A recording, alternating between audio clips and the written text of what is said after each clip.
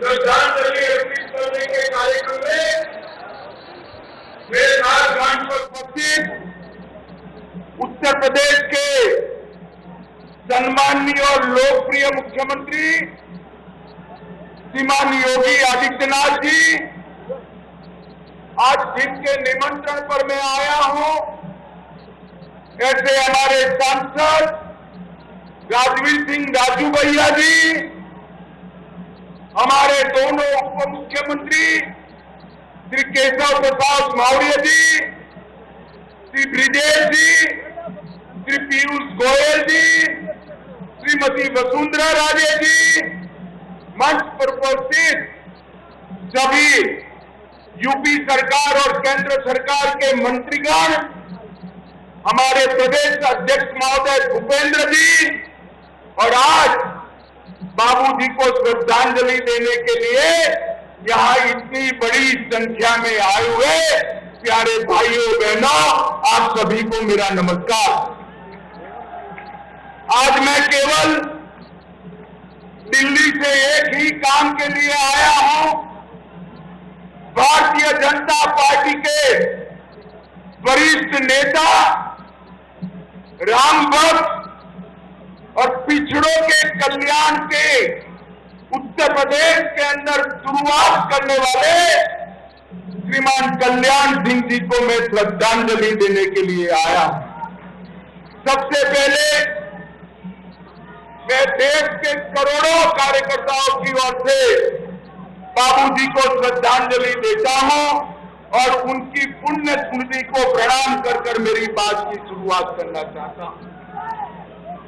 जो लोग बाबूजी को जानते हैं, वैचारिक कर्मठा, प्रशासनिक कुशलता और संगठन की दक्षता और पिछड़ों और गरीब के प्रति असीम संवेदना का प्रतीक बाबूजी कल्याण सिंह थे।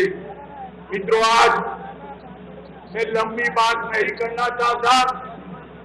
मैं उस दिन कोरोना के कारण अस्पताल में था, जब मोदी जी ने श्री राम मंदिर का शिलान्यास करने का काम किया। उस दिन मैंने बाबूजी को फोन किया था। उन्होंने कहा था, मेरा जीवन धन्य हो गया, मेरे जीवन का लक्ष्य आज समाप्त। जब बाबूजी उत्तर प्रदेश के मुख्यमंत्री बने तब इन्होंने 3 चीजों पर लक्ष्य दिया था।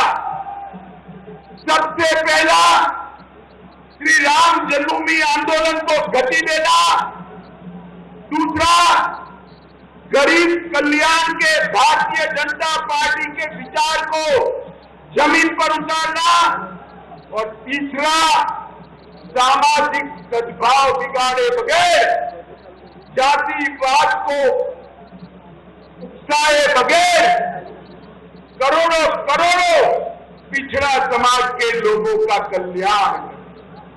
आज मुझे बड़ा हर्ष है, ये तीनों कामों को नरेंद्र मोदी जी आगे ले जा रहे हैं।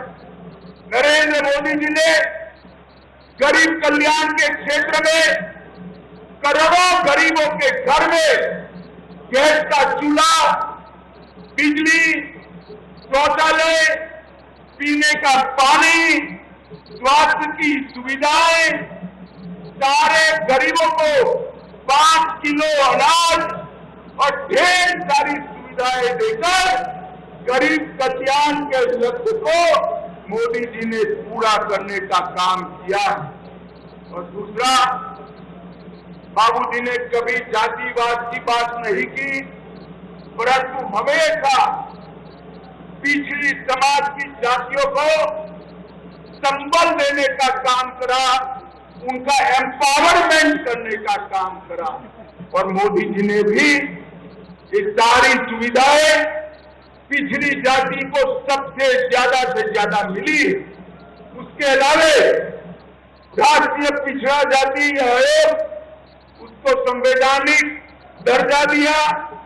नीट की परीक्षा में ओबीसी को रिजर्वेशन देने की बात करी, गरीबों को भी रिजर्वेशन दिया, नवोदय विद्यालय और सैनिक स्कूलों में पिछड़ा समाज को 27% आरक्षण दिया, ओबीसी पिछड़ा समाज के उद्योगपतियों के लिए कैपिटल वेंचर फंड की स्थापना की, संविधान संशोधन कर ओबीसी को, बैकवर्ड क्लास पिछड़ा समाज को संवैधानिक मान्यता देने का काम हमारे नेता नरेंद्र मोदी जी ने किया।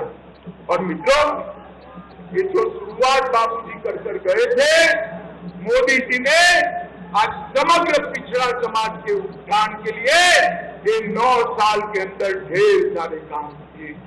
एक और गरीब कल्याण का यज्ञ चलाया, दूसरी ओर पिछड़ा समाज को आगे बढ़ाने का काम किया, और तीसरा लक्ष्य था, तीसरा अधूरा काम था राम जन्मभूमि का मंदिर।